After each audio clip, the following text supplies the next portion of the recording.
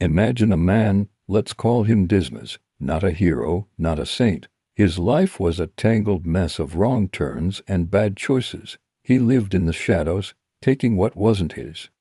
His heart hardened by a world that seemed to offer him nothing but struggle. Every sunrise was just another day to survive, another day to look over his shoulder.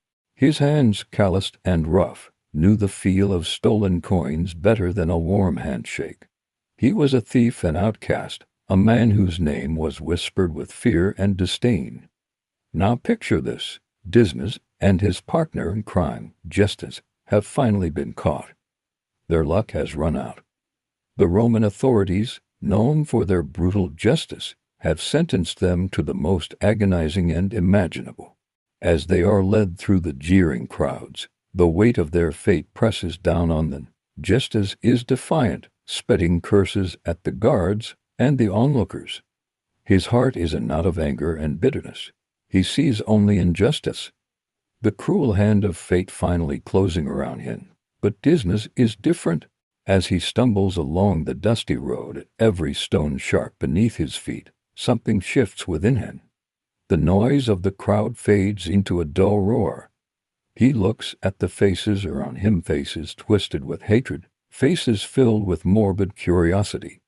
He sees his own reflection in their eyes, a broken man, a failure. The years of running, of hiding, of betraying trust flash before him. For the first time, he feels not just the sting of capture, but the deep, aching weight of his own actions. It's a crushing realization, a moment of terrible clarity. They arrive at Golgotha, the place of the skull. 3 crosses are raised against the darkening sky. Dismas is hoisted up on one, Justus on the other. Between them is another man. This man is different. There's a quiet dignity about him, a profound peace that seems unshakable, even in the face of such torment. His name is Jesus. The crowd below is a whirlwind of chaos. Soldiers gamble for his clothes, religious leaders mock him, and the people he once healed and taught now shout for his condemnation. They taunt him, saying, "If you are the Son of God, save yourself." Justus, in his agony, joins in the chorus of scorn. He turns to Jesus, his voice raw with pain and fury. "Aren't you the Messiah? Save yourself and us." He sees Jesus as just another victim, another failed revolutionary. For Justus, hope is a fool's dream. But Dismas watches, and he listens. He hears the venom in the crowd's voices. He sees the cold indifference of the soldiers. And he looks at Jesus. He sees no anger in his eyes, no desire for revenge.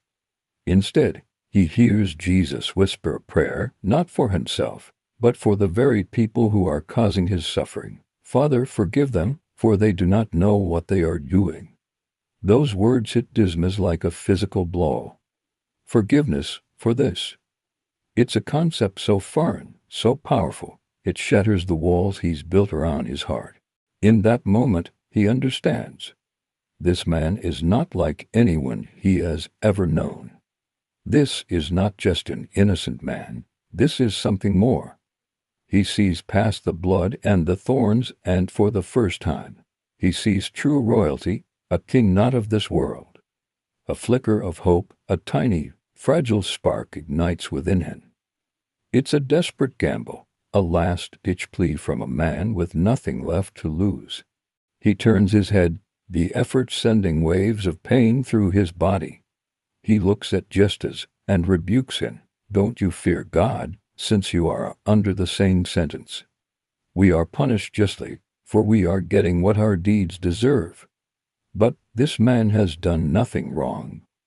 Then, gathering all his remaining strength, he turns his gaze to Jesus. His voice is barely a whisper, a humble, broken plea. "Jesus," he says, the name a prayer on his lips, "remember me when you come into your kingdom." He doesn't ask to be saved from the cross. He doesn't ask for a miracle to escape the pain. He has accepted his fate. All he asks for is a memory, a single thought. a place in the mind of this incredible man when he enters his kingdom, wherever and whatever that might be. It's the most profound act of faith, made at the very edge of despair. The world seems to hold its breath. The noise of the crowd fades away. There is only the sound of labored breathing, the creak of the wood. Jesus turns his head toward Dismas.